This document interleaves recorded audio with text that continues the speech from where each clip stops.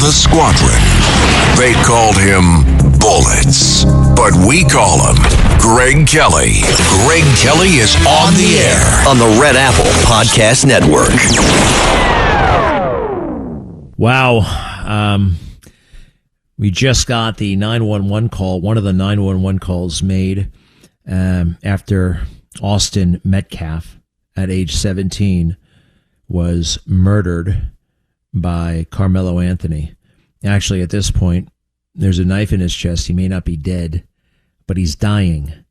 You know, I thought about Carmelo Anthony, that punk, ultimately convicted of murder. But I remember when he walked out of jail. I don't know how long he was in there. What, a day? Something like a day. And he walked out of there like a pimp. Remember that? Strut. Like he's all that. Yeah, I'm going to beat the rap kind of machismo. Just walked out. And I think about him getting home confinement after he plunged a knife in somebody's chest and everybody saw it. And my friend Bill Stevenson can't get bail. Bill Stevenson, great guy. I don't believe he did it. There seems to literally be zero evidence that he did it, that he killed his wife, Linda, who was found dead in their home, but the autopsy found no cause of death, could not determine what the hell happened. $2 million bail. He's still in jail for months and months and months. A 78-year-old man, almost as if the Bidens want him dead, right? Because this is what they want. He's in jail. What difference does the trial make? He may not make it to the trial. I don't think they want him to make it to the trial. Anyway, Austin Metcalf. Here's the 911. It's interesting how we haven't had a lot of the evidence was kept under wraps.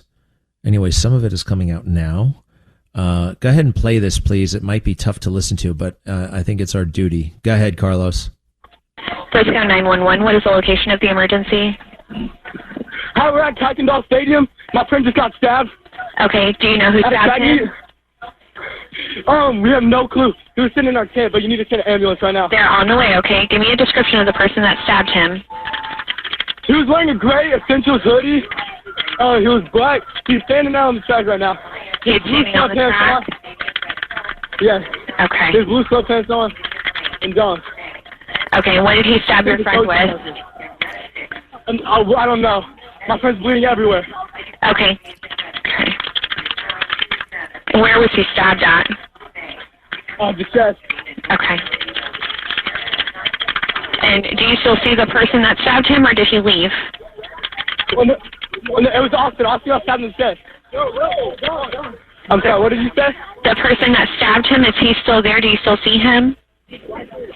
There's adults on him, I think. Yeah. There's adults that are trying to keep him there? Know who he is. Sorry, what? The person that stabbed your friend, is he still there? Yeah, he's still here. Okay, and he's with the coach. There's a coach with him?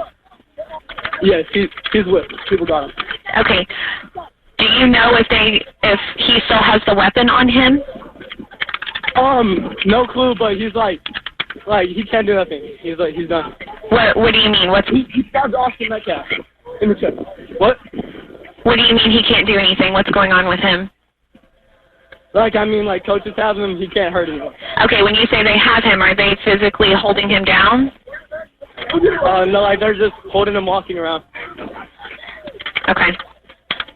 Okay. He was under our team. Austin tried to make a move.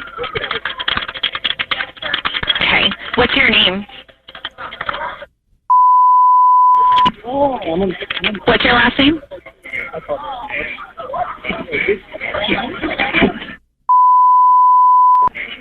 Yes, ma'am. What's your last name? And do you see any of the responders there yet?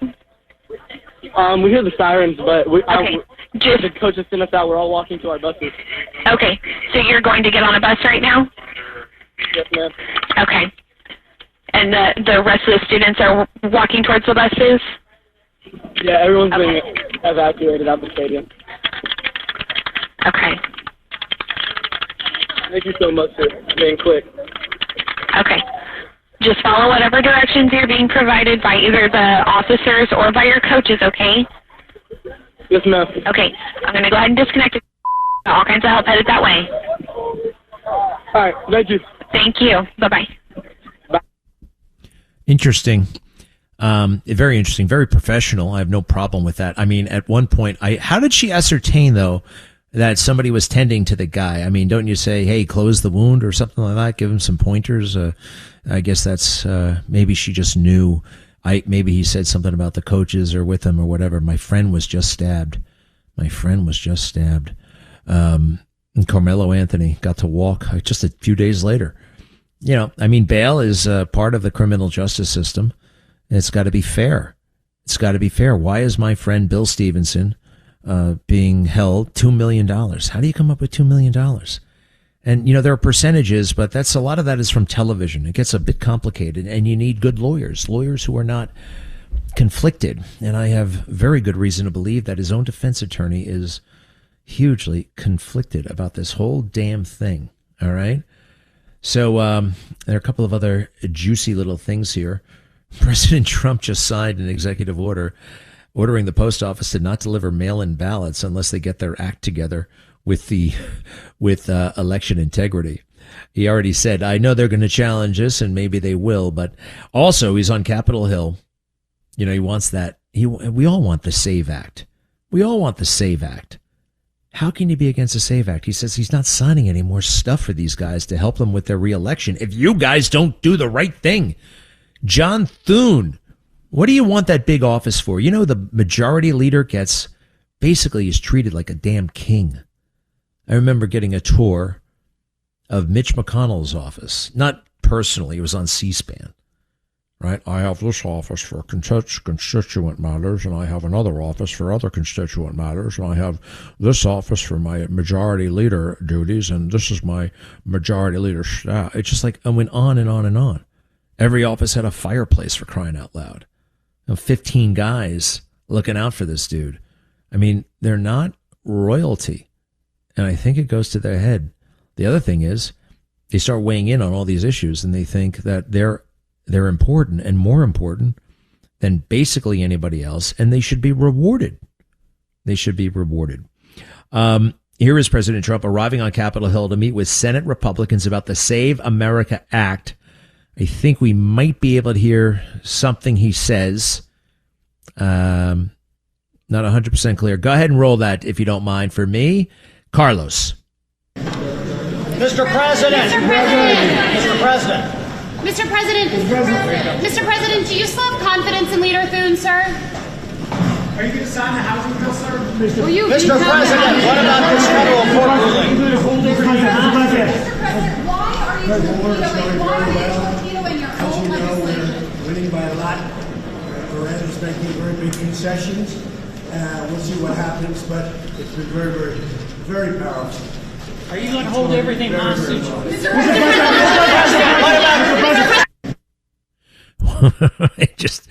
All right. Talked about Iran a little bit. John Thune is standing right next to him.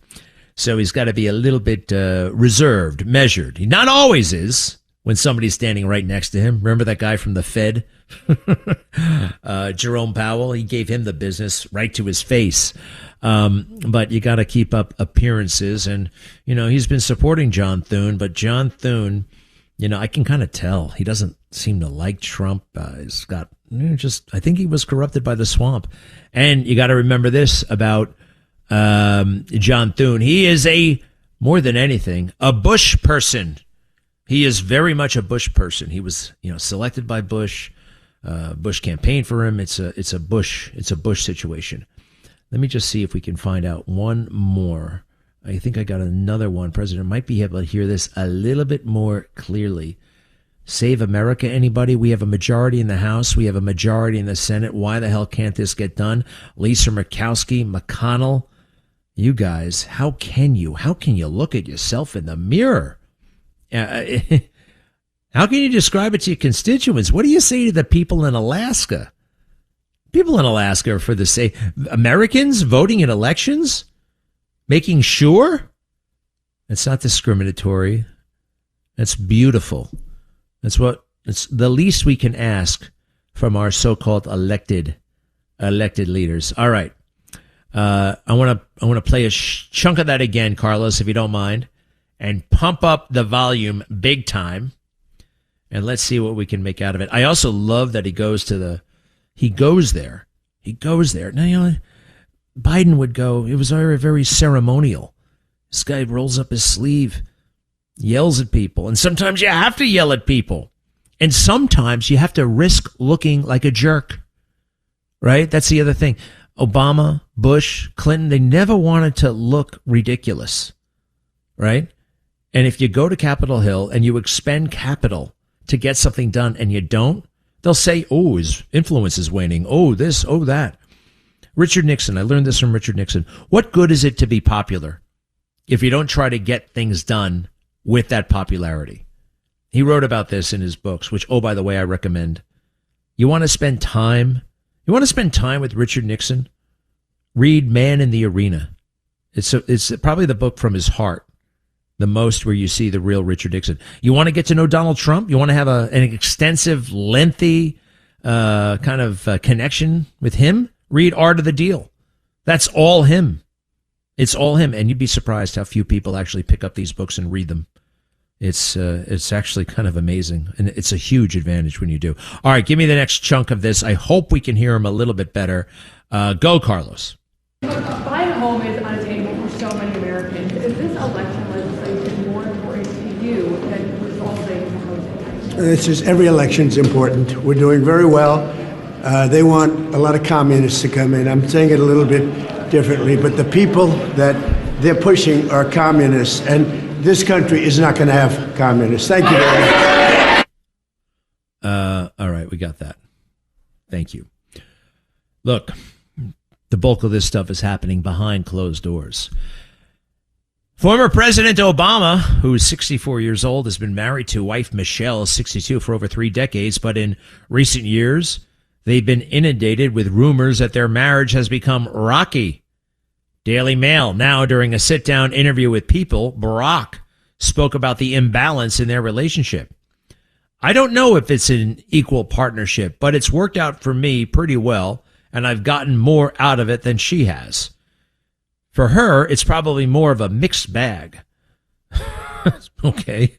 Michelle, who shares daughters Malia, 27, and Sasha, 25, with Barack, helped heap praise on her spouse as she responded to his remarks. My husband is always thinking about reflecting the light on other people. Bull freaking SHI. This is a selfish, greedy, prestige, status, and money whore. Did I mention power? What the hell is he still doing in Washington, D.C.? Our founding fathers warned against a guy like this. Hanging around, coaxing a big chunk of the government to listen to him and not the guy we voted for. Have you noticed? We've been seeing a hell of a lot more of this guy. That creepy library, his social media, which has always been kind of big, but artificially so. It's showing up in everybody's feed. Everybody, all the time. What is he thinking? You better watch yourself, B-O, B-H-O. 800-848-9222. 800-848-9222. One moment, please. Greg Kelly on the Red Apple Podcast Network. Anybody hear about the guy who I thought fell to his death at Madison Square Garden at the Goose concert? There's some band called Goose. Goose? I don't know. Goose. So he goes there with his family, and from the upper deck he falls. He's killed. But now they're saying he jumped. He jumped. He was there for his 25th anniversary, 51 years old. There's no way. He must have been under drugs, right? He must have been under, what do they call them? Shrooms, mushrooms, or some sort of psychedelic that made him think he could fly.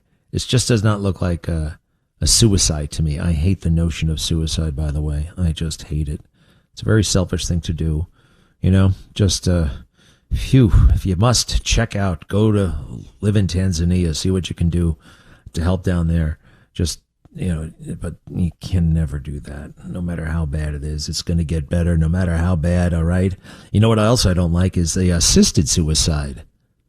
Grandma has a right to die in dignity. Well, what if the family suddenly decides that grandma has just become a bit inconvenient, right? The pressure, both subtle and overt, that could be brought to bear that you should end your life, it is disgusting to me. And I already have one of those living wills. If something happens to me and they got to make a decision about to pull the plug, not pull the plug, take my body. First of all, my organs are going to nobody. I have left direct orders because I don't want anybody jumping the gun. And this can happen, and it has happened, to take out my organs and give them to somebody else. I mean, I like the idea and the concept of organ donation, but it's been taken to an extreme. And those, sometimes you're better off more valuable dead than alive.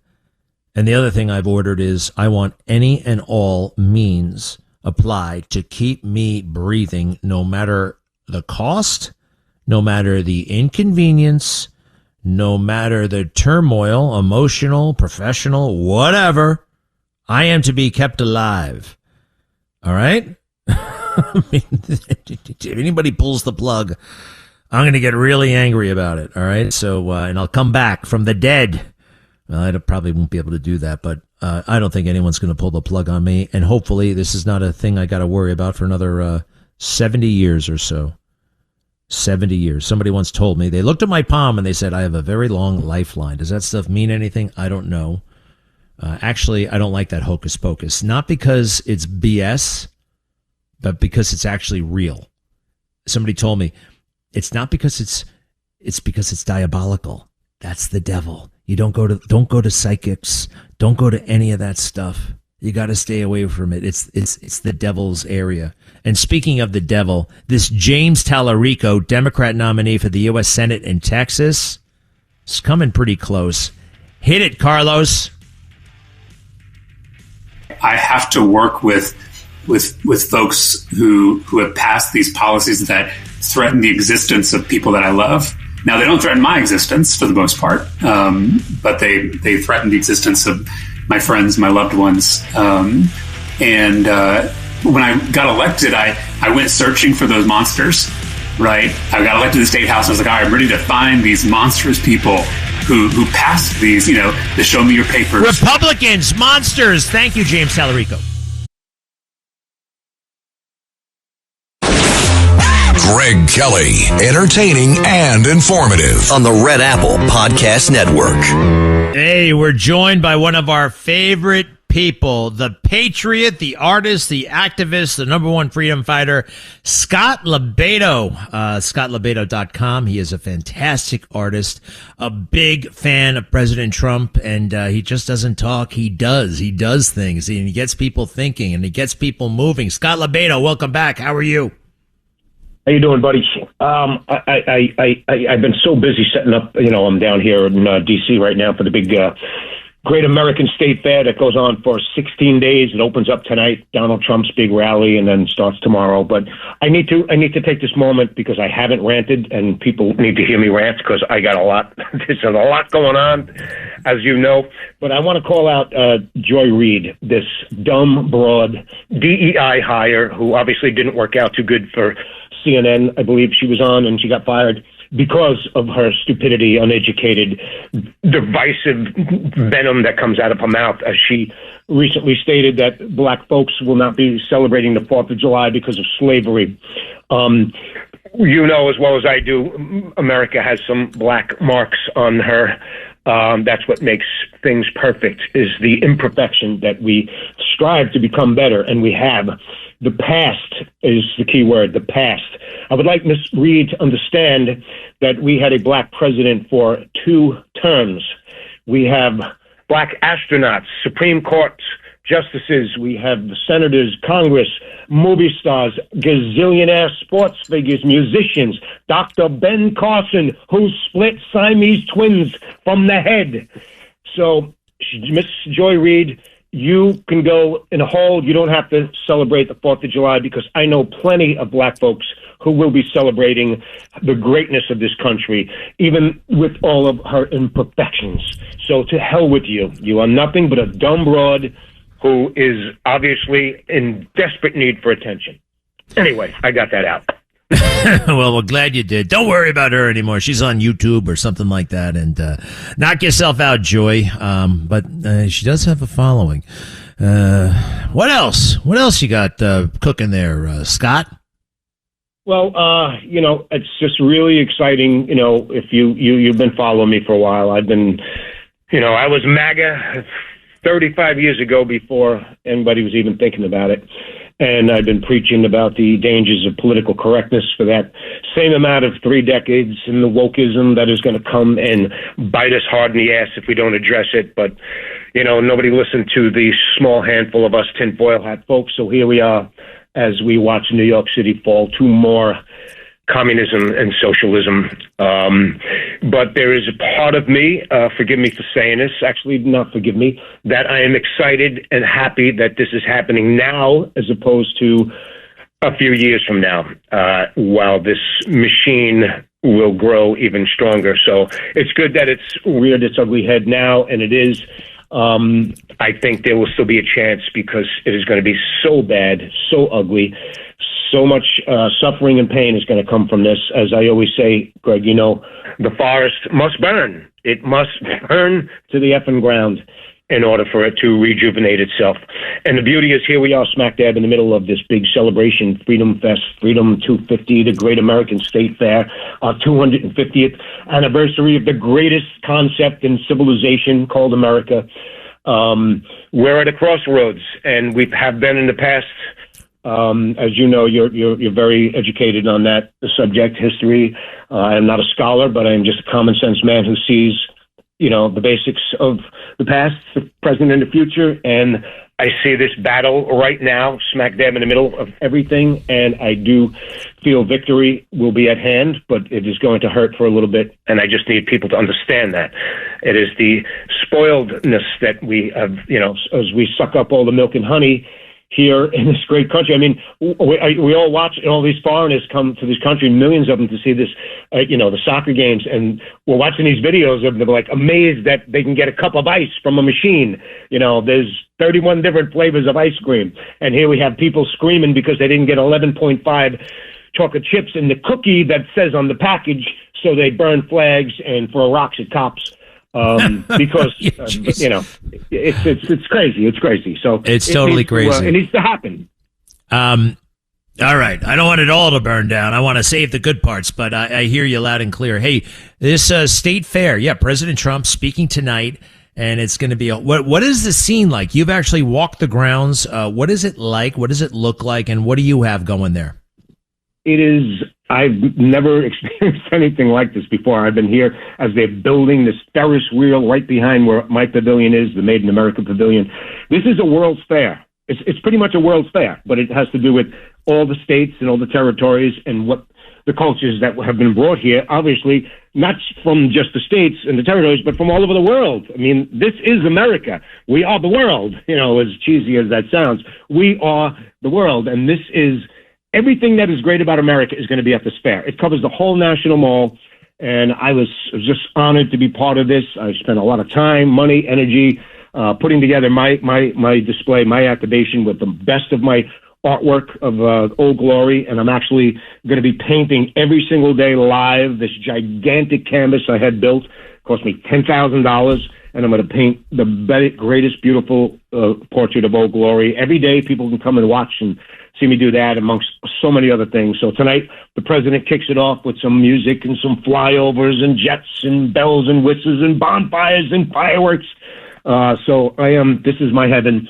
I am going to miss my hometown of Staten Island because I'm there every year in the parade, small town USA, but I'm here because it's everything I worked my life to be and promote, which is the greatness of America with all the good, the bad, and the ugly. So this is going to be, I recommend everybody come, not just to see me, just to come and experience this, even if it's for 5 minutes. Come here. You have it starts tonight, is the big rally with Trump kicking it off, and then it starts tomorrow. every day from the 25th tomorrow to July 10th. Every day is this big giant fair. And it's right there on the mall? Where is it? Yep. National Mall, right here, right smack dab in the middle of D.C. You can't miss it. You can't miss it. Hey, you mentioned that canvas, $10,000. I think I'm looking at it on your social media. It is huge. And I don't think many people who are not artists consider that the supplies that you need as an artist cost money. And in that case, a lot of money. I mean, that's where do you get this the stuff? Oils. I work with oils a lot, and it's astronomical, the price. But again, if you're an artist, you'll understand you don't think about that. I mean, in the beginning, when I didn't have anything, I'd use like a cabinet door that I'd find in the garbage and, whatever paints was in Dad's garage to create. It doesn't matter what, you just want to make the best art you can, not for people, but for yourself. And that's the truth about art. You paint for you. In the beginning, you paint to make money and sell things. Yeah, you want a palm tree in the backyard? Okay, I'll do it. I hate palm trees. But when you progress as an artist, you paint for you. And this is my favorite subject in the world, which is the greatest work of art to me, which is the Star-Spangled Banner. And my job is just to be producer. That's beautiful. One guy who lost last night, thankfully, the grandson of John F. Kennedy, nobody could figure out what he did for a living. And it always screwed him up when he was asked in interviews, what do you do? What have you done? He started calling himself an artist. And listen to this. This is what he thinks art is. Cut 2, if you don't mind. Cut 2. Got a ticket to ride. She's got a ticket to ride. She's got a ticket to ride, but she don't care. It just kind of cavorting around online. You're very good on social media. That's not art. That's just stoner layaboutism. I don't know what the hell that is, but it's not art. Well, it's sad nowadays, people, anything is called art, it is what it is. I mean, it's subjective. You can't say it's not. I think it's comedy, actually, which is a form of art. So we'll give them that. One more thing. You can follow Scott LoBaido on social media at Scott LoBaido, LoBaido, or go to ScottLoBaido.com. And I got my eye on 1976. It's a great painting, and you can get prints of it. I'm going to send you a signed print of it. I'll text me the address to send it when you get off the phone here, and I'm going to send you a nice little framed copy of it, personalized.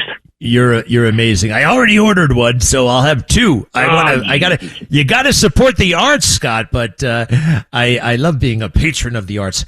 Here's something I want to ask you though. If you look at Scott online, I don't know how old you are, but you're no kid, but you look like a 25-year-old. You're in shape. How do you stay in shape? What is your deal? What do you do? 61 and a half years old. The key is active. I eat, I drink what I want. I have martinis every day. I smoked for 40 years. I quit a couple of years ago. I smoke little cigars now. Just active. People need to be active. I move. I constantly build my own scaffolding and I just move. I do my little basic exercises, lifting pans of paint. If I cans of paint that weigh 10, 20 pounds, I work out with that. Whatever I have, I just constantly move. That's all I tell people to do. You don't need to sign up at a gym for, $1,000 a week. Just work out with just in your house, a chair, just anything. Move. Just move. That's the key. Act. And don't eat the whole cake. Have 2 slices of the cake. Scott LoBaido, the patriot, artist, activist, #1 freedom fighter, and great Staten Islander. You're right where you need to be, right there in the middle of the America State Fair, America 250. Scott LoBaido, thanks for being with us, and congratulations on all your success. Thanks, buddy. Appreciate it. See you soon. You bet. To be continued. We'll see you later. 800-848-9222. Should I go down there? I'm kind of curious. I will be doing some videos tonight that will encompass the entire President Trump speech. I'm told that it's not going to be a rally in the traditional sense. It's not going to be a rally, like he usually does, right? Hour and a half, 2 hours, that kind of thing. It's going to be much shorter, maybe 30 minutes. I'll believe it when I see it, because I kind of want it to go a little bit longer than that. He's got some great material. All right, folks, be right back. Thank you, Scott. Greg Kelly, entertaining and informative on the Red Apple Podcast Network. I bought Alan Greenspan's book way back in the day. It came out, what was that, 15 years ago? I know this because I remember kind of where I was living. I think I was living at One Battery Park, or what the hell was that, 17 Battery Park? This big building called the Whitehall Building. I think I was living there, and I read that book, and it wasn't that interesting, but I did learn a couple of things about how he first met Andrea Mitchell and how he dumped his first wife, and a little bit about the clarinet. Carlos, do me a favor, take a look at that. What else did I learn? He actually found it fascinating in the 90s that people were buying all kinds of computer equipment, right? He was like this macroeconomics guy, and he could tell that people were buying all this computer equipment, but it wasn't making them more efficient. It's interesting. It was making them more efficient, but it wasn't making them more profitable. And it was a bit of a conundrum, but I kind of see that. Sometimes a computer makes you more efficient at doing an inefficient thing. I have noticed that a little bit with AI. AI is amazing, all right? AI is amazing, but we don't know where it's ultimately going. I've been using it on a project. I wanted to use AI to save me about, usually this one thing I do takes me about 4 days. I figure, okay, I'm going to use AI. It's going to take me 4 hours. And it turned out that it's taken me 4 months. 4 months using AI. But AI, it has made it better, and it's made me better. It's a crazy counterintuitive experience. But I have this clip of Alan Greenspan. I know he's not the most charismatic guy or whatever, but he's dishing on all the presidents he ever worked for, right? Nixon, Ford. He put that in his book. I didn't get up that far. I put it down after the Andrea Mitchell computer part. Are you ready there, Carlos? Do me a favor, okay? This possibly might be the most interesting thing about Alan Greenspan, although he's a little bit too hard on Nixon, all right? A little bit too hard on Nixon. Nixon said a lot of things. He didn't necessarily mean all of those things. Go ahead. Writes that Nixon was anti-Semitic, anti-Italian, anti-Greek, anti-Slovak. I don't know anybody he was pro. And Gerald Ford? Extraordinary human being. But he wasn't the smartest, you say? No, he was not the smartest. But he was the most normal. And that's what you ended up admiring, the normality. Well, it was also the ethical base of the man. We'd be discussing policy, and he says, let's forget some of the facts. And it's just the right thing to do for the economy. And the other presidents didn't focus to that extent. Yeah. Of Ronald Reagan, he said he had an odd form of intelligence which he used to improve the country's self-image. He writes that he had a, quote, terrible relationship with the first president, George Bush, who pressured Greenspan publicly. And interest rates should be lower now. I was shocked because nobody talked about Federal Reserve policy in public. Was what they did improper? Oh, indeed, yes. They crossed a line in your view? Well, if you have, as we do, by statute, an independent Federal Reserve, it clearly is in opposition to what the purpose of the law was. President Bush later said it was Greenspan's fault he lost the election in '92 to Bill Clinton. Clinton was the only Democrat Greenspan served under, and he says the smartest of all the presidents he knew. Even though I clearly was a Republican, I had to admit that he was an extraordinarily effective president. You seem to have gotten along with him best of all your presidents. That's right. I mean, the bottom line is what he called our relationship when he said, we, I think, are the odd couple. No, how interesting. He's way too, no, I think he was high on his own supply. How can you have people work for the government and the president isn't supposed to say something by statute, by law? Hey, show me in the Constitution, doofus. Show me in the Constitution. Talk about the deep state, the maestro. That guy screwed up the economy 3 times. More I think about it, the angrier I get. All right, stop it, Greg. Marvin is standing by. Marvin, you are a friend of mine. Hello, Marvin. A 95-year-old Korean War veteran. I'm in Queens looking out of my veranda. The northern state is running slow. I want to talk to you about President Roosevelt. I used to do a stand-up act about President Roosevelt. He was a Republican. He was not a Republican, which I am. He was a Democrat, was the last Democrat I ever voted for. We won World War II because of him, but there isn't any more people in the Democratic Party that I would ever vote for. And I'm waiting for the Republicans to put their votes up where I can give them one from me, a Korean War veteran. Hey, Marvin, are you, is your last name Kissel by any chance? Marvin Kissel? Are you Kissel? I'm Marvin Kantrowitz, the ufologist. Yes, UFO. I don't know what the hell that was about. All right, listen, Marvin, good talking to you. What's the key to longevity? And you don't believe they exist. Of course you say that. Yeah. Say all right, that. Marvin, thanks for checking in. What the hell is he talking about? I actually am curious. What do you mean I don't say it exists? Of course it exists, whatever it is. All right. You stay in touch, all right? Say a prayer.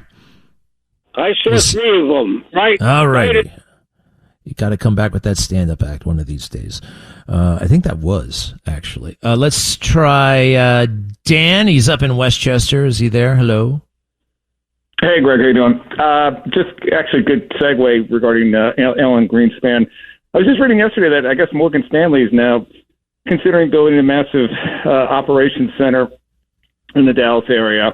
I guess joining Goldman Sachs and JP Morgan, all these other financial service firms. And it's just remarkable how many of these companies are shifting their buildings and resources and employees to these other parts of the country who are welcoming them. And it's scary. Well, you can't blame them, can you? I mean, New York has become so inhospitable to business, so hostile. You saw what Mamdani did, hassling that, what was his name? Ken Griffin? You can't have that. Screw him. People can work from anywhere these days. You don't have to be on Wall Street to work on Wall Street. You can be in Bozeman, Montana. And they're nicer in Bozeman. I don't blame them one bit. Do you? No, and I saw that they're getting a big tax incentive potentially to move to Texas. So, of course, another reason to move there. Yeah. Well, we'll see. I mean, New York does have its appeal. Sometimes it's hard to find it, but I appreciate it, pal. All right, let's go to John in Bohemia real quick. Yes, sir? Yes, I have a 2002 article that said Fauci was intending to do gain-of-function research because the enemy was doing it. So if he did it first, he'd have a cure. 2002, huh? Yes. All right. Well, we know that. Where is that article? 2002. Where is it? Who published it? It was at OJP, Office of Justice Programs.gov. All right. Do me a favor. Stay on the line. And, you're not related to High Pitch Eric, are you? But stay on the line, and I want to get that article from you. Carlos, make it happen. Goodbye.